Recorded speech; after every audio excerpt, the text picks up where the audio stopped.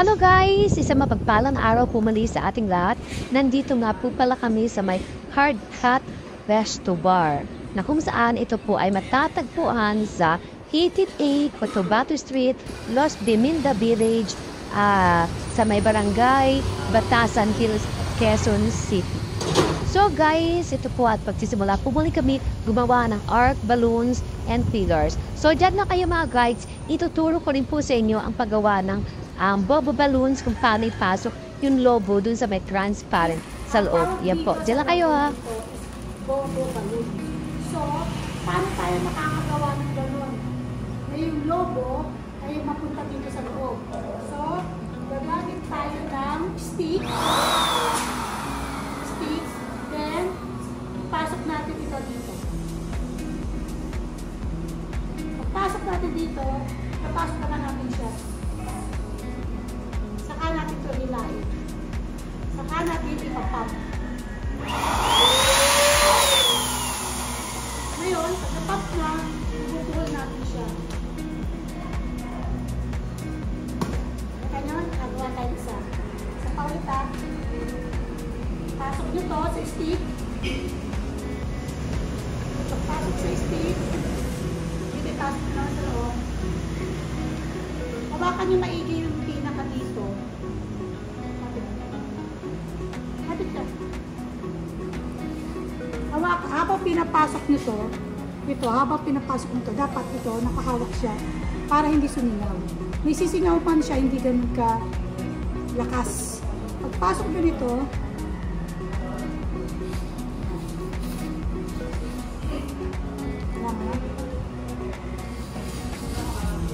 ibalat yata sila.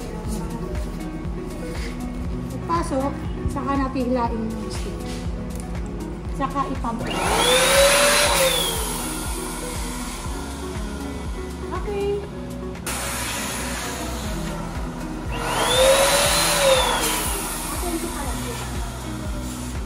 Hello?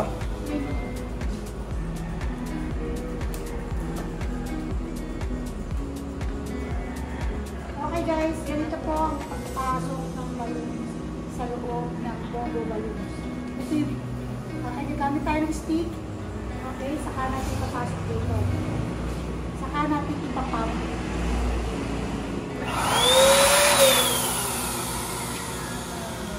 Kaya guys, ito muna palulubuhin yung transparent.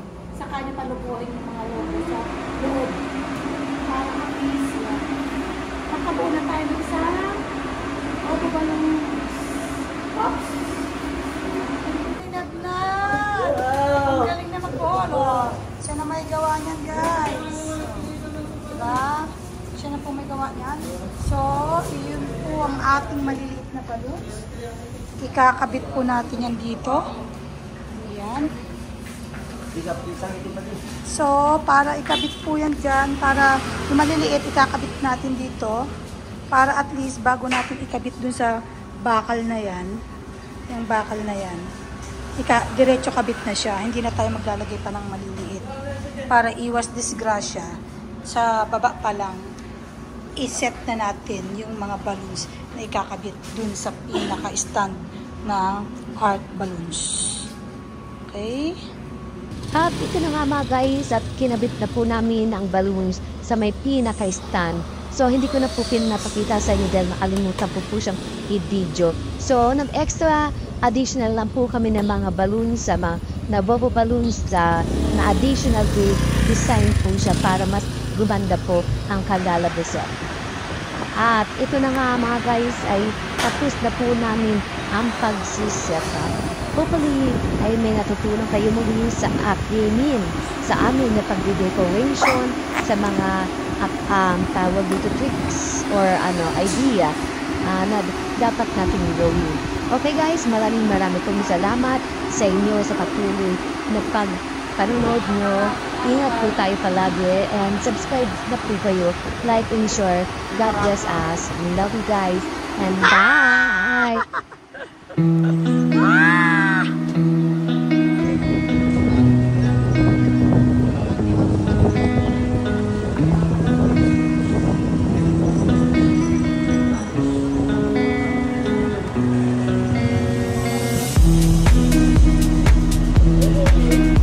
So guys, dito po sa pinaka second floor po nila ay naglagay din po kami ng mga balloons na request po ng ating kliyente.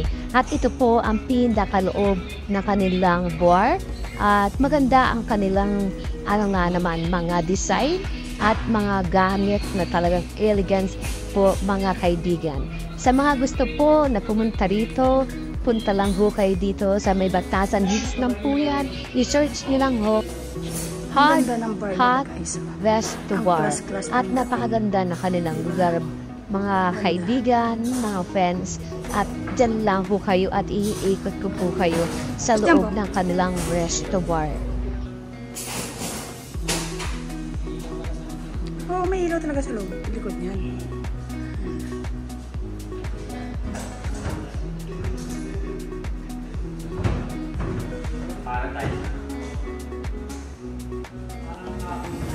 Dito naman po ang pinaka third floor po nila sa Resto Bar na ito. At tignan mo niyo mga guys, napaka-elegance nitong world na to. Nagustuhan ko yung design nila at talagang malinis at talagang ang ganda ng ambience niya mga kaibigan. So, iikot ko rin po kayo sa pinakataas niya. Napakaganda niya, guys, nakaka-relax. At ang CR nila, guys, sinilit ko rin po. Ipapakita ko po sa inyo. Napakalinis din po ng kanilang CR. Yan, mga guys, so, di ba? Ganda po.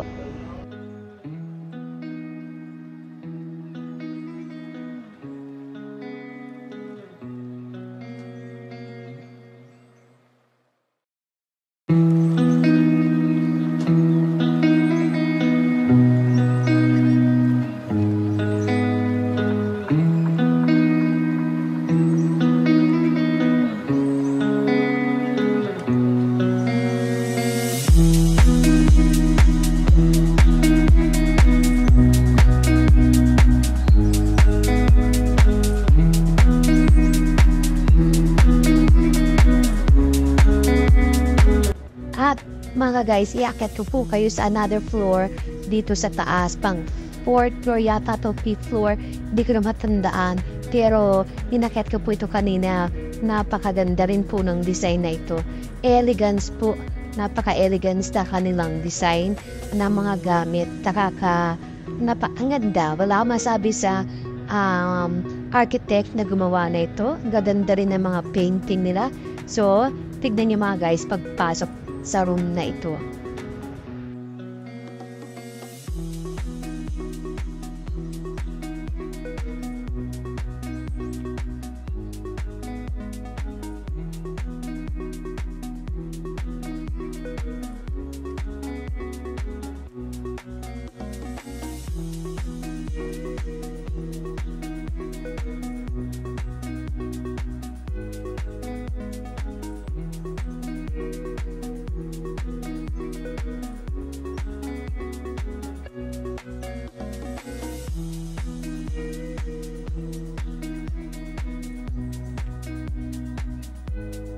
So guys, mamaya po ipapakita ko po sa inyo ang kanilang mga menu, kung gaano rin po siya kamura at talagang habot kaya po ang kanilang mga presyo sa mga food po na ating o-orderin.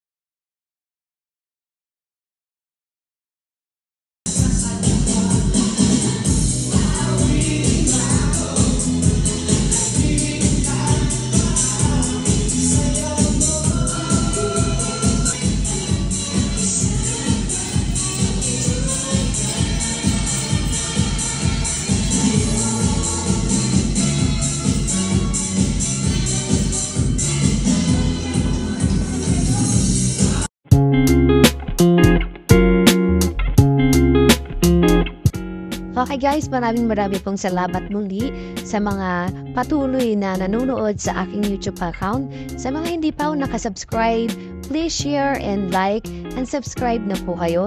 At ingat po tayo palagi mga guys, and God bless us. Bye!